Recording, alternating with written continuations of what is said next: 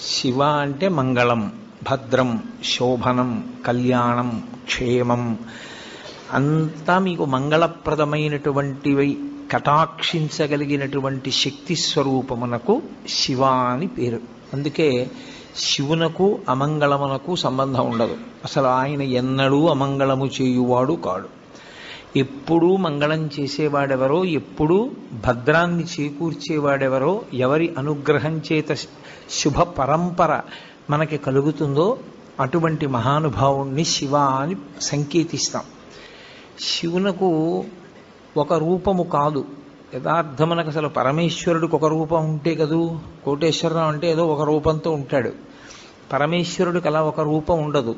ఆయన చేసినటువంటి చేష్టితముల వలన భక్తులను అనుగ్రహించాలనేటటువంటి ఆయన యొక్క కారుణ్య తీవ్రత వలన ఆయన అనేక రూపములను ధరిస్తారు.